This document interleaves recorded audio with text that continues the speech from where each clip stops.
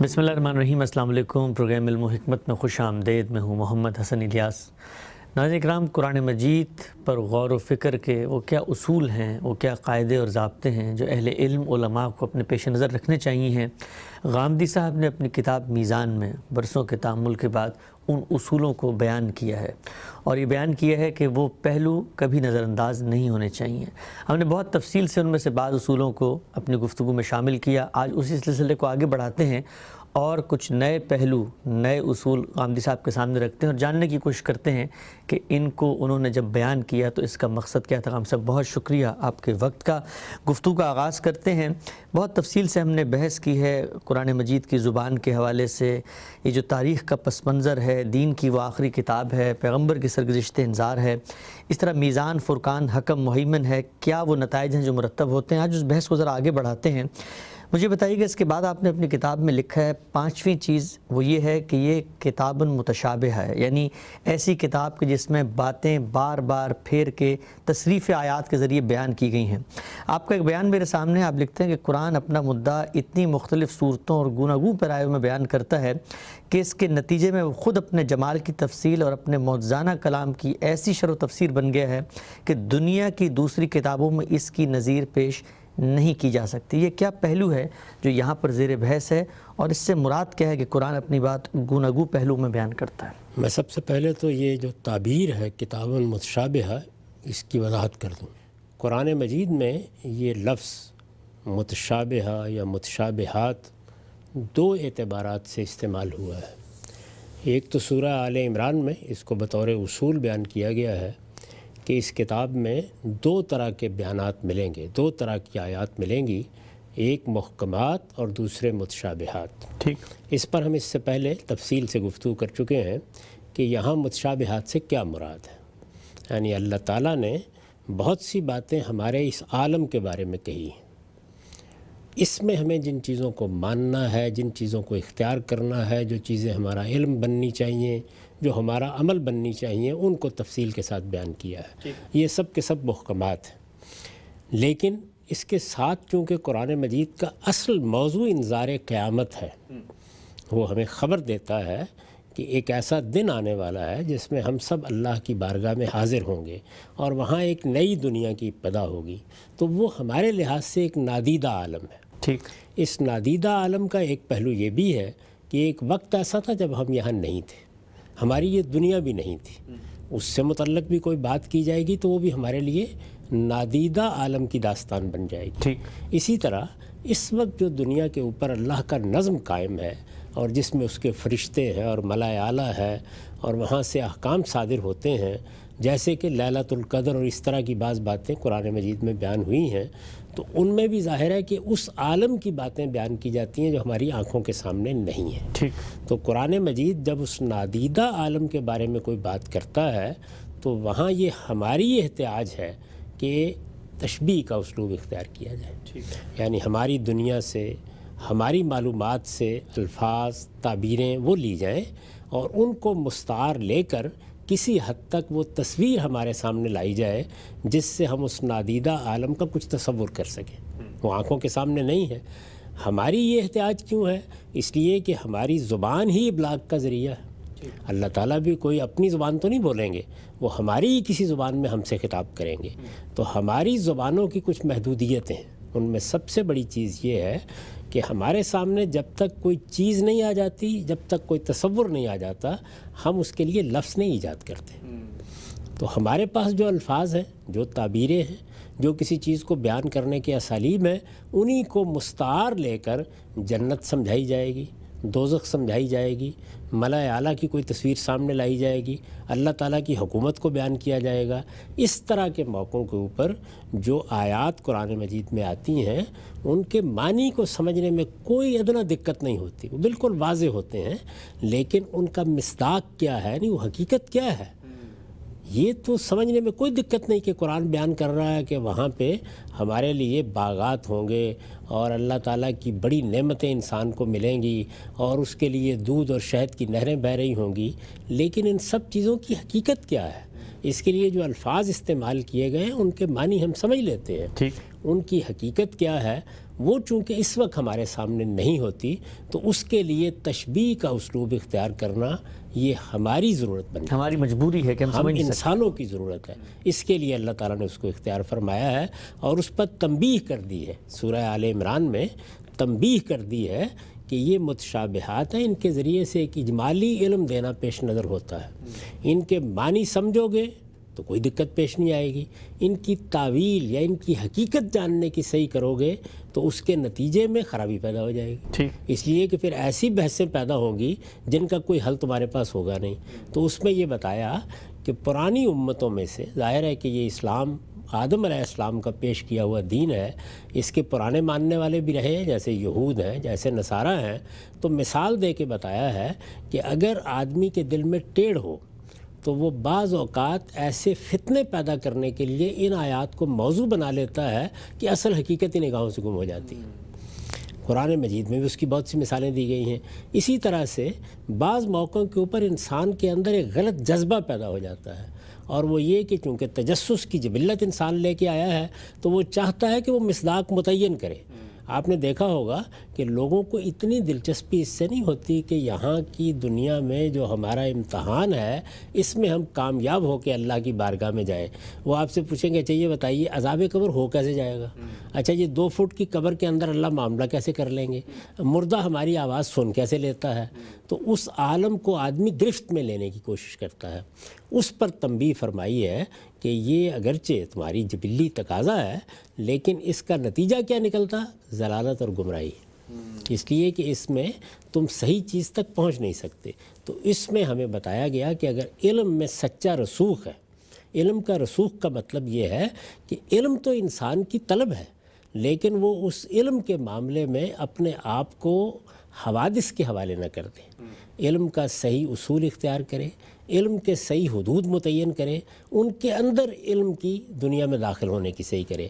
تو اس کو رسوخ فی العلم سے تعبیر کیا ہے کہ جو لوگ علم کی حقیقت کو سمجھتے ہیں، علم کے اندر اترے ہوئے ہوتے ہیں، وہ یہ جانتے ہیں کہ اس میں انسان کی محدودیتیں کیا ہیں، اس لیے وہ ان چیزوں کے در پہ نہیں ہوتے، وہ جو معنی ان کی سمجھ میں آ جاتے ہیں اس پر اکتفا کرتے، اس پر اللہ کا شکر ادا کرتے اور یہ کہتے ہیں کہ یہ سب ہمارے پروردگار کی طرف سے ہے، ہم اس پہ ایمان لائیں۔ گویا یہ بھی امتحان ہے کہ ہم ان کی حقیقت کے پیچھے نہ پڑیں۔ اپنے حدود کو جاننا یہ علم ہے۔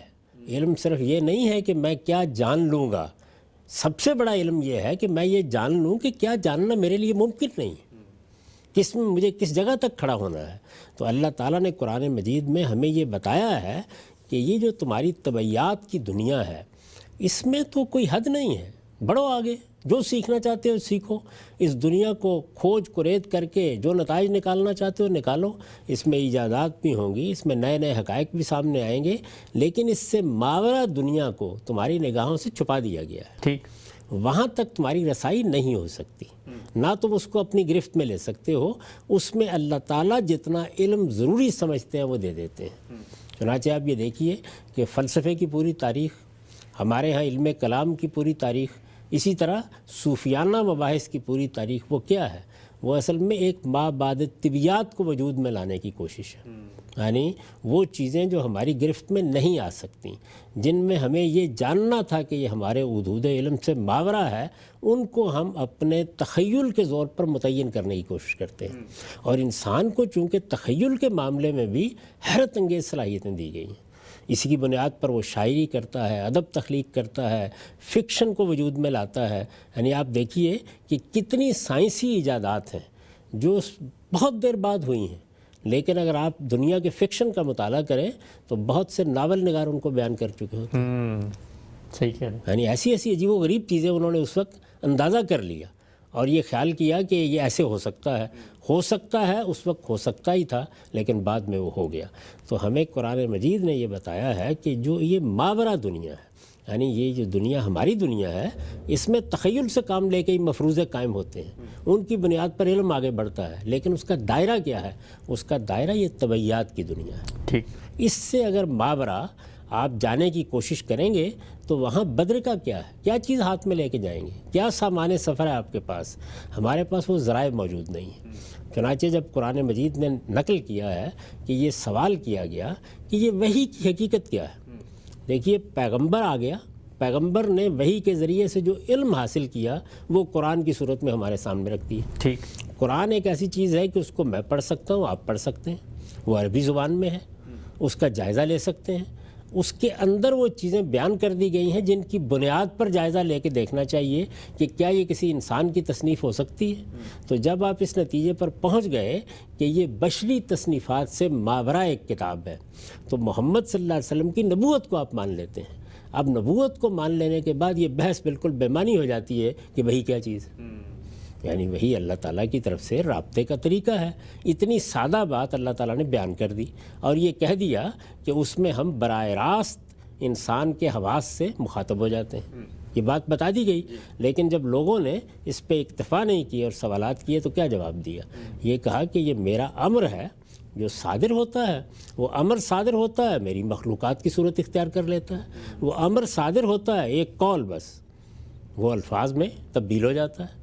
تو اس لیے مجھے اس کے لیے کسی تشریح تفصیل کی ضرورت نہیں ہے، البتہ تمہیں یہ جاننا چاہیے کہ ما اوتیتم من العلم الا قلیلا، اللہ تعالیٰ نے تمہیں محدود علم دیا ہے۔ یہ بحث ذرا طویل ہو گئی، لیکن یہ ضروری تھا کہ اس پر توجہ دلا دی جائے کہ متشابہات کا لفظ اصلاً اس عالم کے لیے استعمال ہوا ہے۔ ٹھیک، یہ ایک استعمال ہے۔ ایک دوسرا استعمال قرآن مجید نے اس تعبیر میں کیا ہے جس کا آپ نے حوالہ دیا، کتاب متشابہہ۔ اس میں یہ بتایا گیا ہے کہ اس کتاب کی جو آیات ہیں جو بہت ملتی جلتی ہیں، یعنی اس میں جو مضامین ہیں وہ اس طریقے سے آتے ہیں کہ ایک ہی مضمون ہوگا، ہزار پہلوؤں سے اس کو قرآن مجید بیان کر دے گا۔ ٹھیک، وَلَقَدْ صَرَّفْنَا فِي هَذَا الْكِتَابِ لِيَذَّكَّرُوا، یعنی اس میں گویا چیزوں کو دہرایا گیا ہے، چیزوں کو بار بار پھیر کر لایا گیا ہے۔ وہ اس طریقے سے آتی ہیں کہ ایک ہی مضمون ہے، ایک جگہ پر ایک سورہ میں اس کو ایک انداز میں بیان کیا جاتا ہے، دوسری سورہ میں دوسرے انداز سے بیان کیا جاتا ہے۔ گویا قرآن مجید کی نوعیت اس طرح کی نہیں ہے کہ جس میں ابواب قائم کر کے آپ ایک کتاب لکھتے ہیں، کوئی تاریخ کی کتاب ہے، جغرافیہ کی کتاب ہے، طبعیات کی کتاب ہے۔ یہ ادب پارہ ہے، اور ادب میں کیا ہوتا ہے؟ ادب میں یہ ہوتا ہے کہ آپ کے پاس چند مضامین ہوتے ہیں، ان مضامین کو آپ نئے نئے اسالیب میں بیان کرتے ہیں۔ مثال کے طور پر آپ کسی اعلیٰ درجے کی شاعر کی کوئی چیز اٹھائیں، اعلیٰ درجے کے ادیب کی کوئی چیز اٹھائیں تو وہ آپ کے سامنے اسی طریقے سے اپنا نقطہ نظر لاتا ہے، قریب ترین جس سے سمجھا جا سکتا ہے۔ یہ مثال دے کے میں نے سمجھایا، اس کا مقصد یہ نہیں ہے کہ قرآن مجید بیان ہی کوئی شاعری ہے یا بیان ہی کوئی اس طرح کی چیز ہے۔ تو قرآن مجید کی اپنی ایک صنف ہے، اس پر ہم بہت تفصیل سے بات کر چکے ہیں، لیکن اس صنف میں بات کیسے کی گئی ہے؟ مضامین تو چند ہیں، یعنی وہ مضامین کیا ہیں؟ قیامت آنے والی ہے، ایک دن ایسا آئے گا جس میں تم سب کے سب میری بارگاہ میں حاضر ہو جاؤ گے۔ میں نے تمہاری ہدایت کے لیے یہ اہتمام کیا ہے کہ تمہارے باطن کے اندر اپنے دین کے مبادی اور اصول الہام کر دیے ہیں، ان کی بنیاد پر میں بہت سی چیزیں پوچھوں گا۔ اس کے بعد میں نے اتمام حجت کے لیے پیغمبروں کا سلسلہ جاری کیا ہے، تمہارے اختلافات کو رفع کرنے کے لیے کتابیں نازل کی ہیں، ان کو مانو، اس کے نتیجے میں تمہیں پاکیزگی حاصل ہوگی۔ یہ پاکیزگی علم میں بھی مطلوب ہے، یہ عمل میں بھی مطلوب ہے۔ علم کی پاکیزگی کے لیے ان چیزوں کو پیش نظر رکھو، اس میں ایمانیات و اخلاقیات کی ایک فہرست بتا دی ہے، اور عمل کی پاکیزگی کے لیے میری شریعت ہے، یہ میرا دین ہے، اس کے اوپر عمل پیرا ہو جاؤ۔ تو قرآن مجید میں موضوع تو یہی ہے، لیکن اب اس موضوع کو اعلیٰ ادبی اسلوب میں اتنے مختلف پہلوؤں سے بیان کیا گیا ہے، یعنی کبھی اس کا کوئی ایک پہلو، کبھی دوسرا پہلو، کسی جگہ پہ شریعت زیر بحث آ جائے گی، کسی جگہ علم کے مسائل زیر بحث آ جائیں گے، کہیں اجمال و اخلاق زیر بحث آ جائے گا، کہیں توحید پر استدلال زیر بحث آ جائے گا، کہیں انفسی استدلال، کہیں آفاقی استدلال، کہیں تاریخی استدلال۔ تو قرآن مجید میں یہ چیز چند مضامین کو سامنے رکھ کے، یعنی ایسا نہیں ہے کہ قرآن مجید دنیا بھر کے مباحث کو اپنے ہاں لے آیا ہے، نہیں، چند مضامین ہیں جو اس کا موضوع ہے، ان کو وہ مختلف پہلوؤں سے بیان کرتا ہے۔ تو اس کا نتیجہ کیا نکلا ہے؟ وہ یہ ہے کہ ایک ہی بات یا چند باتیں وہ اتنے خوبصورت اسالیب میں بیان ہو گئی ہیں کہ وہی صورت کا وہ پیش پیدا ہو گئی ہے جو میر انیس نے اپنے بارے میں کہی تھی کہ ایک پھول کا مضمون ہو تو 100 رنگ سے باندھو، یعنی مضمون تو ایک ہی پھول کا ہے لیکن اس کو 100 رنگ سے باندھ دیا گیا ہے۔ اسی کو ہمارے ہاں عام طور پر تصریف آیات سے تعبیر کیا جاتا ہے۔ تو قرآن کی یہ خصوصیت ہے جس کو اس طرح بیان کیا ہے کتاب متشابہہ، یعنی اس کتاب میں مضامین تو چند ہی ہیں، لیکن وہ مضامین ملتے جلتے اسالیب میں جگہ جگہ مختلف طریقوں سے بیان ہوتے ہیں۔ اس کا فائدہ کیا ہوتا ہے؟ اس کا فائدہ یہ ہوتا ہے کہ اس کتاب کو پڑھنے کے لیے ہر دفعہ آپ کو ابتدا سے انتہا تک نہیں پڑھنا ہوتا۔ یعنی آپ کی طبیعت میں نشاط ہے، آپ نے اٹھایا سورہ ہود پڑھ لی، آپ نے اٹھایا آپ نے سورہ رحمان پڑھ لی، آپ نے اٹھایا سورہ جاسیہ پڑھ لی، تو اس طرح ایک ہی سورہ بعض اوقات آپ پڑھتے ہیں، یا دوسری صورت آپ نے کو اٹھائی ہے، وہ سورہ تو ایک ہی ہے، لیکن اصل میں وہ قرآن مجید کی پوری دعوت کا تعارف آپ سے کرا دیتی ہے مختلف پہلوؤں سے۔ اور پھر چونکہ ہر جگہ ہر سورہ کا انداز الگ ہے، اس میں بحث و نظر کا طریقہ الگ ہے، تو ایک تنوع موجود رہتا ہے، تو آپ ایسا نہیں ہوتا کسی چیز سے اکتا جائیں۔ بہت سے لوگ ہیں کہ وہ قرآن مجید کو چونکہ عام کتابوں کی طرح ایک کتاب سمجھ لیتے ہیں، تو انہیں خیال ہوتا ہے کہ اچھا ہم نے پہلی سطر سے پڑھنا شروع کیا ہے، تو اب ہم پہلی سطر سے جب اس کا مطالعہ کر رہے ہیں دوسری بار وہ مضمون کیوں آ گیا ہے؟ جی ہاں، قرآن اس لیے نہیں ہے، یعنی اس طریقے سے بھی آپ اس کو علمی طور پر پڑھتے ہیں، شروع سے لے کے آخر تک تلاوت کرتے ہیں، لیکن اصلاً وہ اس مقصد کے لیے ہے کہ آپ کہیں جا رہے تھے، آپ کہیں بیٹھے ہوئے تھے، آپ کوئی کام کر رہے تھے، آپ کے اندر طبیعت میں یہ خیال پیدا ہوا کہ میں اللہ کی کتاب کا کوئی حصہ اٹھاؤں، آپ کھولیں، اس کو کھولیں، جہاں سے آپ کھولیں گے جس سورہ کو چاہیں گے پڑھ لیں، وہ پوری وحدت کے ساتھ ایک مدعا کو بیان کر دے گی، اور اس میں قرآن مجید کی دعوت کم و بیش ساری کی ساری بیان ہو جائے گی۔ تو یہ خوبصورتی ہے قرآن مجید میں، جس کو بیان کیا گیا ہے کہ اس کا لحاظ کرنا چاہیے۔ یعنی اس میں خود قرآن نے ایک جگہ بیان کیا ہے سورہ ہودی میں غالباً کہ کتاب احکمت آیاتہ ثم فصلت من لدن حکیم خبیر، یعنی اس کتاب کا طریقہ یہ اختیار کیا گیا کہ اللہ تعالیٰ نے پہلے بڑے ایجاز کے ساتھ کٹھے ہوئے جملوں میں، گویا دریا بکوزہ ہے، اس طریقے سے چیزوں کو بیان کر دیا۔ چند جملے ہوں گے چھوٹی سے چھوٹی سورہ میں، آپ دیکھیں بعض صورتیں جو ہیں وہ 3 آیات پر مشتمل ہیں، لیکن ان میں ایک جہان معنی ہے جس کو سمو دیا گیا ہے، پھر اس کے بعد اللہ تعالیٰ نے انہی چیزوں کی تفصیل کی ہے۔ تو اس طرح چونکہ اجمال تفصیل کا طریقہ، اسی طرح سے تصریف کا طریقہ اختیار کیا گیا ہے، تو یہ سب چیزیں مل کر قرآن مجید کو ایک ایسا خوبصورت مجموعہ بنا دیتی ہیں کہ جس میں آپ کے لیے تسکین کا ہر پہلو سے سامان ہوتا ہے، اور ہر ذوق کا آدمی اس سے استفادہ کر سکتا ہے۔ سبحان اللہ، بہت خوبصورت صاحب، بہت ہی تفصیل سے آپ نے بتایا کہ قرآن مجید کا یہ جو ایک اعجاز ہے، قرآن مجید کا ایک نمایاں پہلو ہے کہ وہ اپنی بات کو اتنے گوناگوں پہلوؤں میں، اتنے رنگوں میں بیان کرتا ہے۔ یہ جو بات آپ نے اپنی کتاب میں اس موضوع پہ گفتگو کرتے ہوئے ابتدا میں لکھی کہ اس کی نظیر دنیا کی دیگر کتابوں میں تلاش کرنا مشکل ہے، ہم یہ دیکھتے ہیں جس طرح آپ نے مثال کے طور پہ سمجھایا بھی، ناولز ہیں یا باقی اور چیزیں ہیں، ان میں بھی بات کی جا رہی ہوتی ہے، لیکن احساس یہ ہوتا ہے کہ کہیں پر اگر بہت زیادہ دفعہ بات آدمی پڑھے اور دہرائی جائے تو اس سے کلام میں ایک بوریت، ایک ٹھہراؤ پیدا ہو جاتا ہے۔ قرآن نے اسی مرکزی مضمون کو ہر جگہ دہرایا ہے، لیکن اس کی روانی، اس کی جو سلاست ہے، اس کی بلاغت ہے، یہ متاثر نہیں ہوئی۔ یہ آپ نے کیا اس پہلو سے لکھا ہے کہ باقی کتابوں میں اس کی کوئی نظیر نہیں ملتی اس طرح سے؟ دیکھیے، باقی کتابوں میں یہ نہیں ہے کہ بالکل ہی کوئی نظیر نہیں ملتی۔ آپ کو اگر اچھے ادبی چیزوں کو پڑھنے کا موقع ملا ہو تو یہ چیز آپ کو وہاں نظر آئے گی۔ مثال کے طور پر آپ اقبال کی بال جبریل اٹھا لیں، بال جبریل کے مضامین چند ہی ہیں۔ مثنوی مولانا روم اٹھا لیں، مضامین چند ہی ہیں، لیکن ان مضامین کو مختلف طریقوں سے وہ بیان کرتے چلے جاتے ہیں۔ ٹھیک، مثلا قوم میں حرارت پیدا کرنی ہے، اسے اپنا ماضی یاد دلانا ہے، عظمت رفتہ کی طرف متوجہ کرنا ہے، اس کے اندر حرکت پیدا کرنی ہے، اس کو اجتہاد کا سبق دینا ہے۔ اب یہ مضامین تو چند ہی ہوں گے نا، لیکن ان چند مضامین کو بیان کرنے کے اسالیب، کہیں وہ کسی واقعے کے حوالے سے بیان ہو جائیں گے، کہیں جذبات کے حوالے سے بیان ہو جائیں گے، کہیں اس سے پیش نظر یہ ہوگا کہ ایک فضا بنا دی جائے جس سے خود بخود وہ چیز نکل آئے، تو یہ آپ کو یہ تنوع وہاں بھی ملے گا۔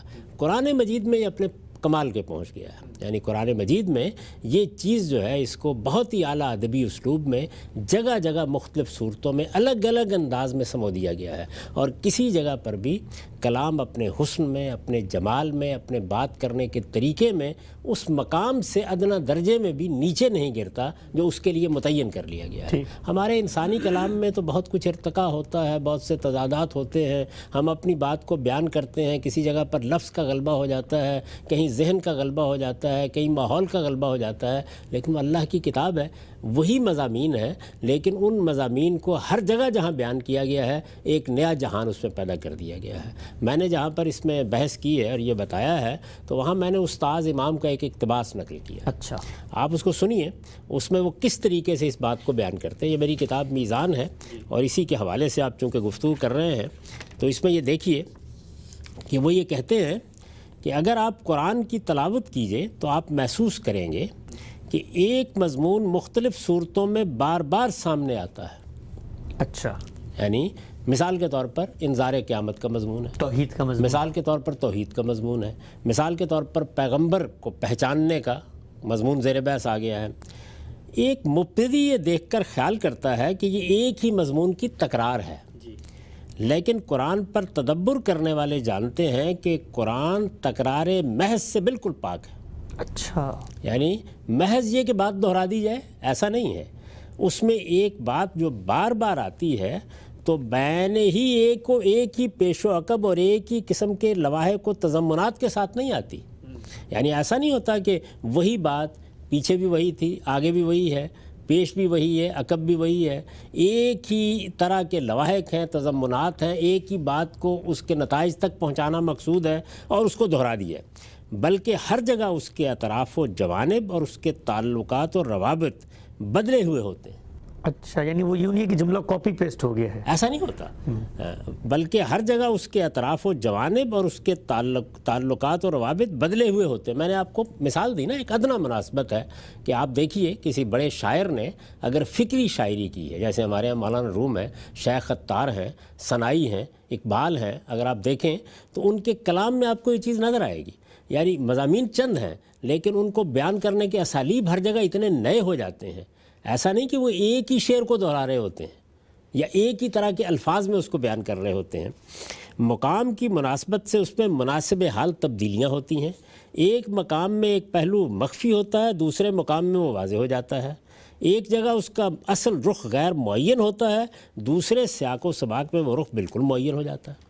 یعنی پھر اس میں اجمال, تفصیل, ایک چیز کو ایک جگہ پر ایک مقام پہ پہنچا کے چھوڑ دیا, دوسری جگہ اس کی مزید تفصیل کر دی. تو استاذ امام لکھتے ہیں کہ بلکہ میرا ذاتی تجربہ اور مدتوں کا تجربہ تو یہ ہے کہ ایک ہی لفظ ایک آیت میں بالکل مبہم نظر آتا ہے, دوسری آیت میں وہ بالکل بے نقاب ہو جاتا ہے. لفظ مبہم ہوتا نہیں, نظر آتا ہے, محسوس ہوتا ہے, یعنی اس کی تفصیل چونکہ نہیں ہوتی. دوسری آیت میں وہ بالکل بے نقاب ہو جاتا ہے. اسی طرح ایک جگہ ایک بات کی دلیل سمجھ میں نہیں آتی لیکن دوسری جگہ وہ بالکل آفتاب کی طرح روشن نظر آتی ہے. قرآن کا یہ اسلوب ظاہر ہے کہ اسی مقصد کے لیے ہے کہ اس کی ہر بات طالب کے ذہن نشین ہو جائے. یعنی اس کا نتیجہ کیا نکلتا ہے, وہ یہ ہے کہ جو بھی اس کے مضامین ہیں وہ ایک جگہ ایک پہلو سے پڑھے, دوسری جگہ دوسرے پہلو سے پڑھے تو وہ بالکل ذہن کے اندر اتر جاتے ہیں. چنانچہ میں بطور تحدیث نعمت کے عرض کرتا ہوں کہ مجھ پر قرآن کی مشکلات جتنی خود قرآن سے واضح ہوئی ہیں دوسری کسی بھی چیز سے واضح نہیں ہوئی. اچھا, یہ جو پہلو ہے جیسے کہ میں نے عرض کیا اس کا حوالہ انہوں نے دیا ہے. میر انیس نے کہا ہے کہ ایک پھول کا مضمون ہو تو 100 رنگ سے باندھوں. ممکن ہے خود ان کے اپنے کلام کے بارے میں یہ محض شاعرانہ مبالغہ آرائی ہو, لیکن قرآن کے باب میں یہ بات بالکل حق ہے. ایک ایک بات اتنے گوناگوں و بو قلموں اسلوبوں سے سامنے آتی ہے کہ اگر آدمی ذہن سلیم رکھتا ہو تو اس کو پکڑ ہی لیتا ہے. سبحان اللہ. تو اس سے آپ اندازہ کر سکتے ہیں کہ اس اسلوب میں کیا خوبی ہے, اس میں کیا ندرت ہے, اس کے نتیجے میں ذہن انسانی پر کیا اثر ہوتا ہے. اس سے قرآن جس طرح ایک معجز کتاب بن گیا ہے, اس کو پڑھا جاتا ہے, اس کی تلاوت کی جاتی ہے, اس کی قرات ہو رہی ہوتی ہے تو ایک تو اس کا پیرہن ہے وہی بہت خوبصورت ہے, اس میں الفاظ کا در و بست, اس میں فواصل, اس میں آہنگ, اس میں جس طرح کا جملہ بنایا گیا ہے ایک تو وہی چیزیں ہیں, اور دوسرے اس کے ساتھ مضامین میں ایک تنوع اور وہی مضامین. سبحان اللہ, سبحان اللہ. اچھا ہم سے بھی بتائیے گا, اس بات کو آگے لے کر بڑھتے ہیں. قرآن مجید کی سورہ رحمان ہم بچپن سے سنتے ہیں اور بڑی ہی دل نواز سورہ ہے. وہاں پر ہمیں یہ دیکھنے میں ملتا ہے کہ ایک ہی الفاظ ہیں, ایک ہی آیت ہے, لیکن وہ ہر ایک کلام کے بعد آ رہی ہے فَبِأَيِّ آلَاءِ رَبِّكُمَا تُكَذِّبَانِ. تو بظاہر تو ذہن اس طرف جاتا ہے لیکن ایک ہی جملہ ہے. تو وہاں پر آپ نے جب اس پہ غور کیا, تفسیر اس کی لکھی, تو کیا وہ جملہ ہر جگہ کوئی نیا پہلو بیان کر رہا ہے یا ایک ہی بات ہے جو زیر بحث ہے وہاں؟ یقیناً نیا پہلو بیان کر رہا ہے. دیکھیے یہ اسلوب بھی آپ کو ادب میں مل جائے گا. اب مثال کے طور پر اقبال اپنی بعض نظموں میں مصرع دہراتے ہیں, از خواب گراں خواب گراں خواب گراں خیز. کرتے ہیں نا یہ، تو اس طرح بعض موقعوں کے اوپر ایک مضمون کی اس طریقے سے تعمیر کی جاتی ہے یا اس کی تشکیل ایسے ہوتی ہے کہ مختلف ٹکڑے اسی مضمون کے ساتھ مربوط ہوتے چلے جاتے ہیں۔ اچھا، تو قرآن مجید نے یہ اسلوب سورہ رحمان میں اختیار کیا ہے، سورہ واقعہ میں اختیار کیا، اور بھی بعض صورتوں میں اختیار کیا ہے، سورہ قمر میں اختیار کیا ہے، وَلَقَدْ يَسَّرْنَا الْقُرْآنَ لِلذِّكْرِ فَهَلْ مِن مُدَّكِرٍ بار بار اس کو آیا ہے۔ تو یہ ایک طرح سے ایک ترجیح کا جملہ ہوتا ہے جس کو اس طرح سے بعض اوقات ادب میں لایا جاتا ہے، اس سے گویا مضمون ہر پہلو سے متعلق ہو کر ذہن نشین ہونا شروع ہو جاتا ہے۔ تو یہ بڑی خوبصورت چیز ہے، قرآن مجید نے سورہ رحمان میں اس کو اختیار کیا ہے، تاہم اس میں چونکہ لفظ ایک ہی ہوتا ہے تو ایسا لفظ اختیار کیا ہے کہ جو مختلف پہلوؤں سے ربط اختیار کرتا چلا جاتا ہے۔ اس کے مختلف شیڈز ہیں۔ چنانچہ یہ ہمارے ہاں بعض بزرگوں نے یہ کیا کہ اس کا ہر جگہ ترجمہ بھی مختلف کر دیا، وہ بالکل ٹھیک ہے، کیونکہ جب ہم کلام عرب میں اس کو دیکھتے ہیں تو معلوم ہوتا ہے کہ ایک ہی لفظ ہے لیکن وہ ہزار پہلوؤں سے استعمال کرتے ہیں۔ تو اہل عرب کے ہاں اس لفظ کے استعمال میں وہ تنوع موجود ہے، یعنی وہ لفظ کسی نعمت کے لیے بھی استعمال ہوتا ہے، کسی کرشمے کے لیے بھی استعمال ہوتا ہے، کسی کے اعلیٰ صفات و اوصاف کے لیے بھی استعمال ہوتا ہے، غرض یہ کہ عجائب، قدرت کے نظارے، ندرتیں بہت سے پہلوؤں سے استعمال ہو جاتا ہے۔ میں نے کوشش کی ہے کہ اردو زبان کا وہ لفظ اختیار کروں اپنے ترجمے میں کہ لفظ ایک ہی ہو اور وہ بھی مختلف پہلوؤں سے اس مدعا کو بیان کر دے، تو میں نے اس کے لیے شان کا لفظ منتخب کیا ہے۔ تم اپنے رب کی، تم اپنے پروردگار کی کن کن شانوں کو جھٹلاؤ گے۔ آپ غور کریں تو شان کے لفظ میں بھی یہ سب چیزیں موجود ہیں، یعنی وہ شان نعمت کے پہلو سے بھی ہو سکتی ہے، وہ قدرت کے پہلو سے بھی ہو سکتی ہے، وہ کمالات کے پہلو سے بھی ہو سکتی ہے، غرض یہ کہ ہزار پہلوؤں سے پروردگار کی یہ شان ہو سکتی ہے۔ اور اسی کو شاید خود قرآن نے بیان کیا ہے کہ وہ پروردگار ایسا ہے کہ ہر آن ایک نئی شان میں ہوتا ہے۔ ٹھیک، آگے بڑھاتے ہیں ہم صاحب اس سلسلے کو۔ یہ بتائیے گا کہ یہ جو پورا موضوع ہمارے یہاں اس وقت زیر بحث ہے، اس کو سامنے رکھ کے جو بالعموم اصول تفسیر لکھے جاتے ہیں، مرتب کیے جاتے ہیں، ان میں قاعدہ بیان کیا جاتا ہے کہ قرآن ہی اپنے بعض پہلوؤں کی وضاحت کرتا ہے، القرآن یفسر بعضهم بعض۔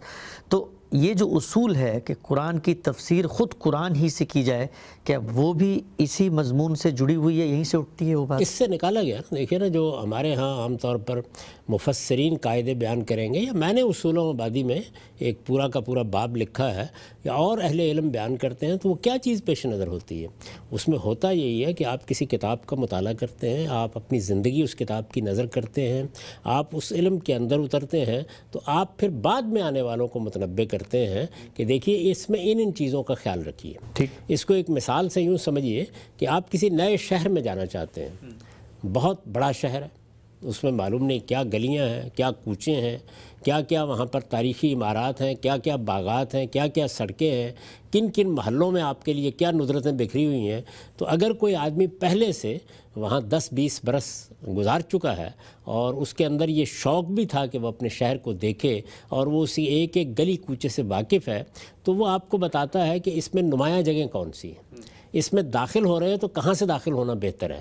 تو یہ در حقیقت اس نوعیت کی بات ہوتی ہے۔ تو قرآن مجید کے بارے میں بھی اس چیز کو سامنے رکھ کر ہمارے علماء یہ عام طور پر کہتے ہیں کہ القرآن یفسر بعضہ بعضا، یعنی قرآن مجید میں ایسا ہوتا ہے کہ ایک جگہ، جیسے کہ استاد امام نے کہا، ہماری کمزوری کی وجہ سے ہمیں ایک بات واضح محسوس نہیں ہوتی، یعنی اس میں بھی یہ نہیں کہ قرآن مجید میں کوئی ابہام ہوتا ہے، قرآن مجید نے تو اپنی بات خوبصورت ترین اسالیب میں بیان کر دی، اس سے بہتر کوئی بات نہیں ہو سکتی، لیکن ایجاز کا طریقہ اختیار کیا، یا جامعیت کا طریقہ اختیار کیا، یا کسی مقام کے اوپر ایسا اسلوب اختیار کر دیا کہ مقصود اشارہ کرنا ہے تاکہ ہم خود تدبر کریں۔ تو ہماری اپنی کمزوریاں ہیں، ہم بشری کمزوریوں کے ساتھ ہی دنیا میں جنم لیتے ہیں، تو بعض موقعوں کے اوپر اس جانب توجہ نہیں ہوئی، یا ایک چیز کو بظاہر ہم نے یہ سمجھ لیا کہ یہاں یہ واضح نہیں ہو رہی، تو اب آپ قرآن مجید کا مطالعہ کریں تو دوسری جگہ وہی مضمون ایسے لفظوں میں بیان ہو جائے گا جس کو خود قرآن نے بتایا کہ احکمت آیاتہ ثم فصلت من لدن حکیم خبیر، یعنی گویا ایک مقام پہ اگر بات محکم تھی، ایجاز سے بیان ہوئی تھی، اس کے اندر اس طرح کی تفصیل نہیں تھی، اذہان الگ الگ ہوتے ہیں نا. بہت سے لوگ ایسے ہیں کہ جن کی ایسی ممارست ہو جاتی ہے کہ وہ ایک مقام کے اوپر ایجاز میں کہیں بھی بات کے اندر اتر جاتے ہیں, اور بہت سے لوگ ہوتے ہیں کہ ان کو جب تک بات کو پوری طرح کھول کر نہ بتایا جائے تو وہ اس کو حقیقی معنی میں سمجھ نہیں پاتے یا اس کو اپریشیٹ نہیں کر سکتے.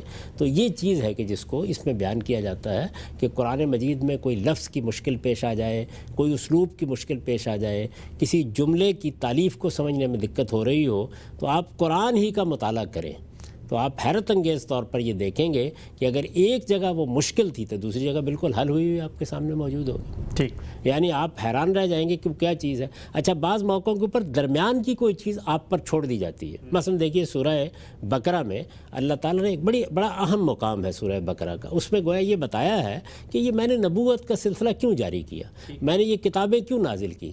اس میں بیان کیا کان الناس امۃ واحدہ, لوگ ایک ہی راستے پر تھے. یعنی ان کو آدم علیہ السلام کے ذریعے سے جو ہدایت دی گئی وہ اس ہدایت کے مطابق زندگی بسر کر رہے تھے, توحید پر تھے, قیامت کی تیاری کر رہے تھے, اچھے اعمال کر رہے تھے. غلطیاں کوتاہیاں تو اس وقت بھی ہوتی تھیں لیکن دین کے معاملے میں کوئی ابہام نہیں تھا. پھر کیا ہوا, اب اس کے بعد کیا ہے کہ فبعث اللہ النبیین, درمیان میں ایک بات ہونی چاہیے نا کہ لوگ ایک ہی راستے پر تھے, تو یہ آنا چاہیے کہ اختلافات پیدا ہو گئے. تو یہ جملہ نہیں ہے. اچھا. لیکن آپ سورہ توبہ میں دیکھیے تو وہاں پر یہی بات ہے, ما کان الناس الا امۃ واحدہ, پھر اس کے بعد ہے فاختلفوا. تو وہاں پر بیان ہو گیا کہ وہ پھر اختلاف ہو گئے.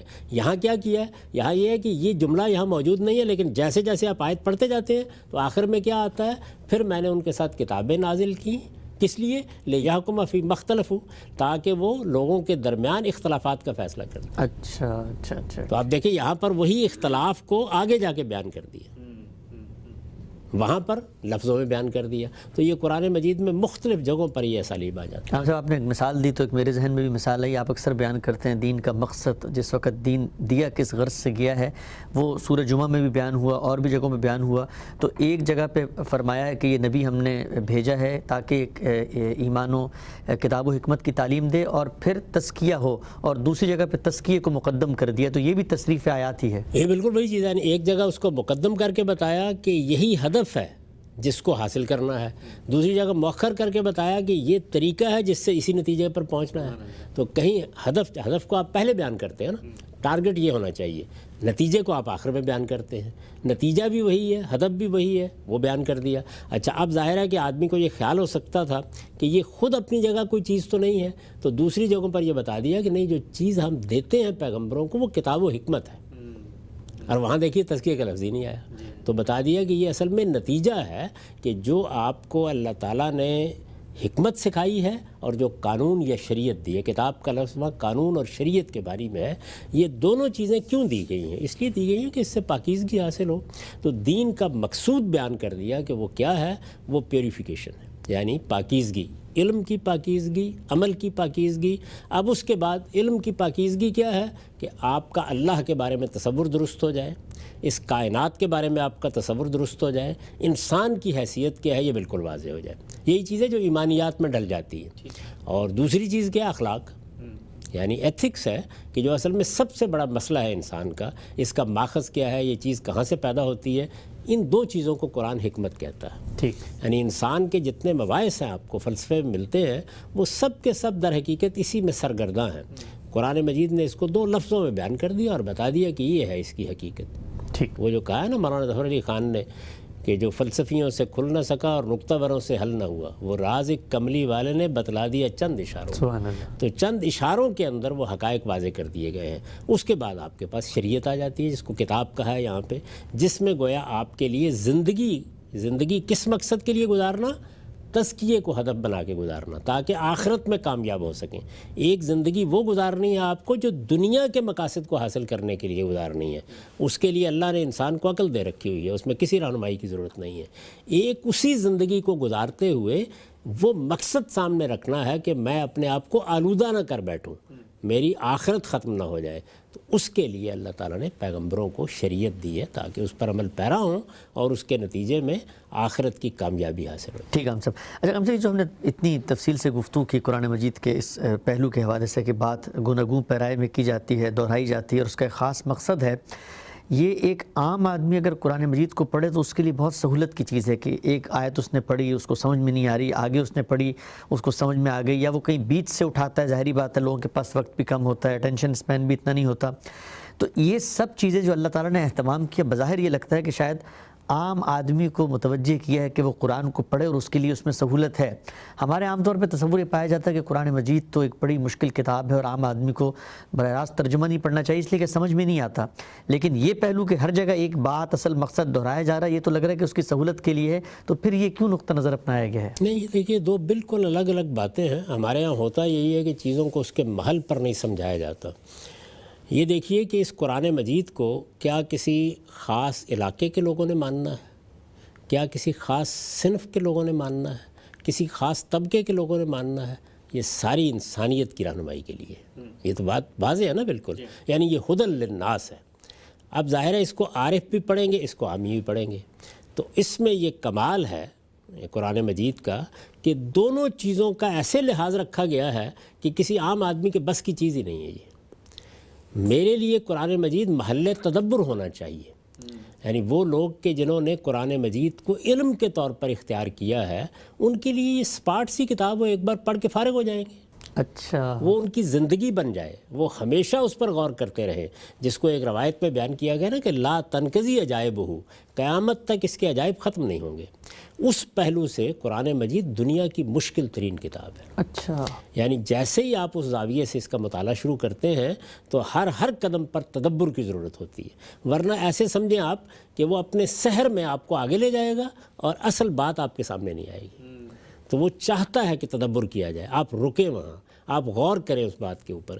اس میں اگر ادنا درجے میں بھی بات آپ کی نگاہوں میں نہیں رہی تو آپ صحیح نقطہ نظر کو پا نہیں سکیں گے.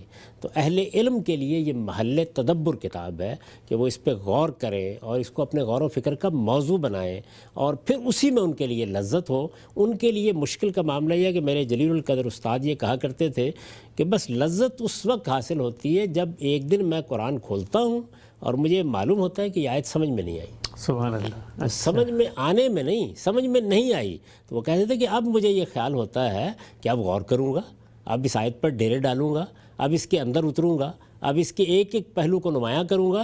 اس میں ضرور کوئی بڑی اہم بات چھپی ہوئی ہوگی. تو جیسے آپ کو یک بے یک احساس ہوتا ہے نا کہ یہاں کچھ رستہ ایسا ہو گیا ہے تو ہو سکتا ہے سونا یہاں سے نکل رہا ہو سکتا ہے یہاں پہ کوئی بڑا خزانہ مدفون ہو. تو وہ کہتے تھے اور یہ واقعہ ہے کہ پھر بعد میں جب میں نے خود بھی اس کا تجربہ کیا تو اندازہ ہوا کہ قرآن مجید کا یہ پہلو بڑا غیر معمولی ہے. یہ ایک پہلو ہے. اس مقصد کے لیے اہل علم تفسیریں بھی لکھتے ہیں، اس پر کام بھی کرتے ہیں، اس پر مضامین بھی لکھتے ہیں، اس کے مختلف غوامض کو کھولتے بھی ہیں. ایک دوسرا پہلو یہ ہے کہ عام لوگوں نے بھی اس کو پڑھنا ہے. اب عام لوگوں نے اگر اس کو پڑھنا ہے تو اسلوب ایسا رکھا گیا ہے کہ ان کو یہ الجھن پیش ہی نہ آئے. اس مقصد کے لیے اگر تو آدمی عربی زبان جانتا ہے تو عربی زبان میں اتنا سحر ہے، یعنی جو قرآن کی عربی ہے، جس طرح اس کا انداز ہے کہ جس طرح آپ نے دیکھا ہوگا. میں نے مثال کے طور پر میں آپ سے عرض کروں کہ موسیقی کے بارے میں کہا جاتا ہے نا کہ اس کی کوئی زبان نہیں ہے جی، یعنی ہر جگہ لوگ اس کو اپریشیٹ کر لیتے ہیں. مجھے ایک بڑا عجیب تجربہ پیش آیا ملیشیا میں اپنے 10 سالہ قیام میں کہ وہاں بہت سے چینی، بہت سے خود ملے لوگ وہ گانے گنگنا رہے ہیں. کہاں کے؟ ہندوستانی فلموں کے. اچھا. اور وہ زیادہ تر ہندی یا اردو میں ہیں گانے. تو میں حیرانی سے پوچھتا تھا کہ آپ کو پتہ ہے اس میں کیا بات بیان ہوئی ہے؟ اور نہیں معلوم ہوتا تھا. اب وہ کیا ہے؟ گانا، اس کا بول، گانے والا، اس کی موسیقی وہ سحر کی طرح چھائی ہوئی ہے اور وہ اس کو پڑھ رہے ہیں اگر یہ سمجھ میں نہیں آیا اور جھوم رہے ہیں. جی. یعنی نوعیت اس کی یہ ہے. تو قرآن مجید میں ظاہر ہے یہ پہلو بھی موجود ہے. ایک عرب جب اس کو پڑھتا ہے، اب جب آپ ایک ایسے شخص کو کہتے ہیں، ویسے تو میں نے بہت دفعہ یہ کہا ہے کہ مسلمان لوگوں کے لیے یہ ضروری ہے کہ وہ قرآن مجید کی زبان کو سیکھیں اور یہ زبان ہمارے ہاں نصاب کی زبان بنے جہاں جہاں بھی مسلمان ہیں. اس لیے کہ زبانیں آپ ضرورت کے تحت سیکھتے ہیں. تو جس طرح میری بین الاقوامی رابطے کے لیے ضرورت ہے کہ میں فرانسیسی سے واقف ہوں یا انگریزی سے واقف ہوں یا اسپانوی سے واقف ہوں، جن زبانوں کو بین الاقوامی رابطے کے لیے اختیار کیا جا سکتا ہے، اسی طرح ایک مسلمان کی حیثیت سے میری ضرورت ہے کہ میں عربی زبان سے واقف ہوں. تو ایک تو یہ ہے کہ لوگ سیکھیں، تو اب ظاہر ہے کہ وہ قرآن مجید سے لطف بھی اٹھائیں گے، اس کی زبان کا سحر بھی ان تک پہنچے گا. اگر فرض کر لیجئے کہ یہ چیز نہ ہو، ترجمہ کیا جائے گا.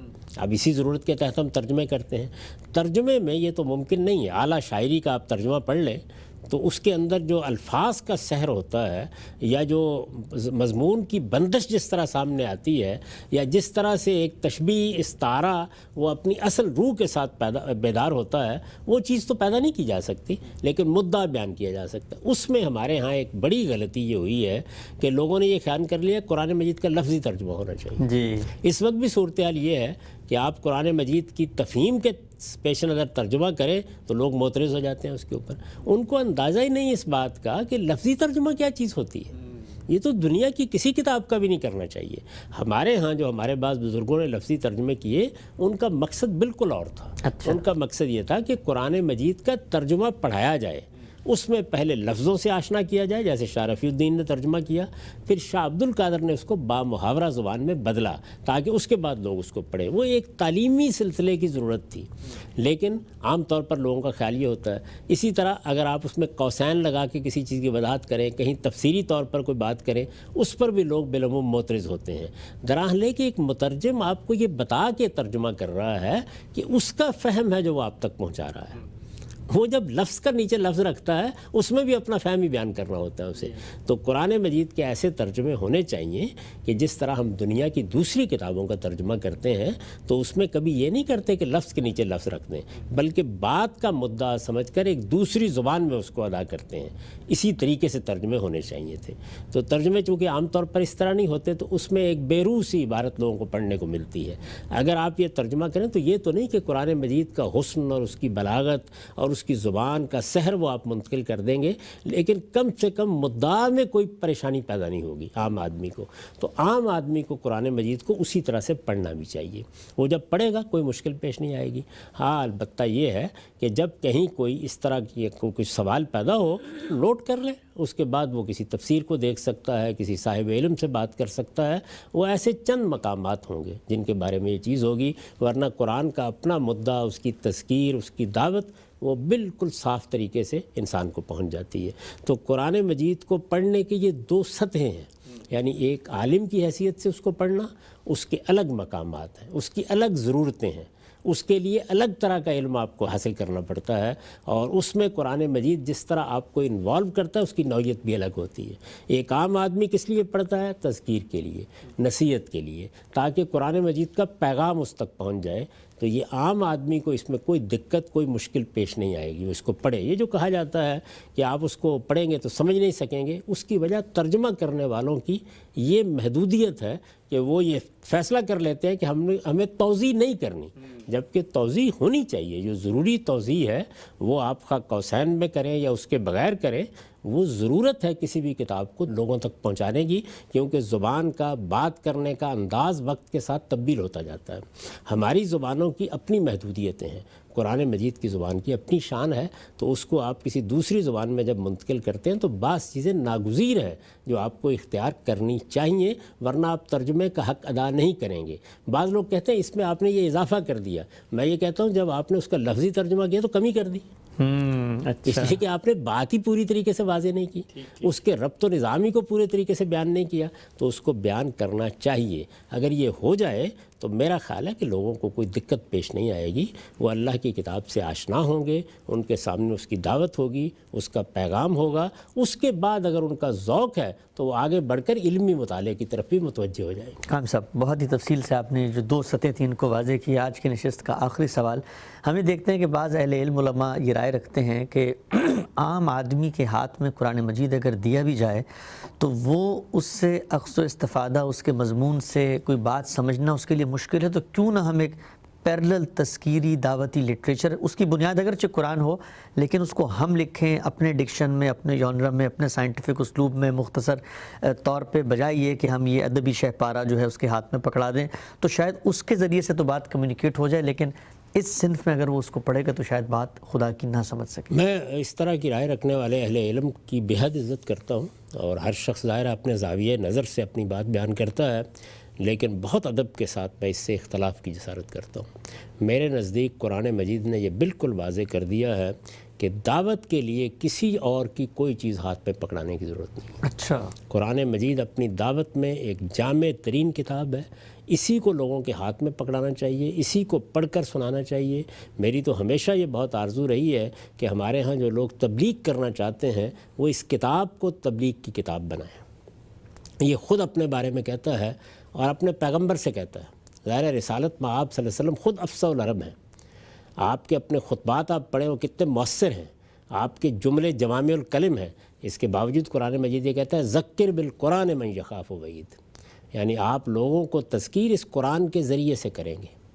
اچھا, پھر مزید کیا کہتا ہے؟ قل اوحی الی ھذا القرآن لانذرکم بہ ومن بلغ, یعنی یہ قرآن مجھ پر اس لیے وحی کیا گیا کہ اس کے ذریعے سے میں تمہیں انذار کروں. اسی وجہ سے قرآن مجید محض اپنی ہدایت کو چند ابواب میں بیان نہیں کر دیتا. وہ اگر ایسا کرتا تو یہ کتاب زیادہ سے زیادہ 20 صفحے کی کتاب ہوتی. یہ انذار کی کتاب ہے, دعوت کی کتاب ہے. اسی لیے اس کے اندر ایک ہی مضمون یا چند مضامین وہ مختلف اسالیب میں دہرائے جا رہے ہیں اور ان کو بیان کیا جا رہا ہے. تو مختلف صورتیں مختلف وقتوں میں اگر آپ پڑھیں تو وہ طبیعت کے لحاظ سے, مزاج کے لحاظ سے, افتاد طبع کے لحاظ سے, انسانی ذوق کے لحاظ سے مختلف متنوع اسالیب میں اس بات کو بیان کرتی ہیں. تو اس قرآن مجید ہی کو دعوت کی کتاب ہونا چاہیے. اگر یہ لوگوں کے دل نرم نہیں کر سکا اور اگر یہ ان کو متوجہ نہیں کر سکا تو میں آپ کیا کر لیں گے اس معاملے میں؟ تو قرآن اور صرف قرآن ہے جس کو دعوت کی کتاب کے طور پر آپ پیش کیجئے, اس کو پڑھ کر سنائیے, اس کو پڑھا ہوا لوگوں کے سامنے رکھیے, کیونکہ آج کل تو سننے کے بھی بے شمار ذرائع پیدا ہو گئے ہیں. اس کے لیے اگر کوئی دعوت برپا کرنی ہے تو کیجئے, یہی ہے اصل میں. اس کے بعد یہ ہے کہ اس قرآن مجید کے اندر جو علم دیا گیا ہے اس پر تصنیفات ہونی چاہیے, اس علم کی توضیح کرنی ہے, اس کے غوامض کو بیان کرنا ہے, یا علمی سطح پر اس کتاب کی اپریشیشن کے لیے اس کی تفسیر کرنی ہے. تو یہ کام ہے کہ جو ہمیں کرنے ہیں. باقی رہ گئی یہ کہ دعوت کے لیے کوئی خاص لٹریچر, تو میں اس کو موضوع نہیں سمجھتا. میرے نزدیک اس کے لیے قرآن بالکل کافی ہے اور قیامت تک کافی رہے گا. ٹھیک ہے, ہم سب بہت شکریہ آپ کے وقت کا. ناظرین, ہمارے پروگرام کا یہاں پہ وقت ختم ہوتا ہے. بہت ہی تفصیل اور بہت ہی دل نواز اسلوب میں آج غامدی صاحب سے ہم نے سمجھنے کی کوشش کی کہ قرآن مجید جو اپنی باتوں کو دہراتا ہے, جسے تصریف آیات سے بیان کیا جاتا ہے, اس کا مقصد کیا ہے, اس کا اعجاز کیا ہے, اور کیسے وہ قرآن کے مدعا, مفہوم اور اس کی تفہیم میں مددگار, معاون اور سازگار ہو سکتا ہے. قرآن مجید پر غور و فکر کے اور کیا اصول ہیں جو غامدی صاحب کی کتاب میزان میں بیان ہوئے ہیں, انشاءاللہ آئندہ پروگرام میں انہیں زیر بحث لائیں گے.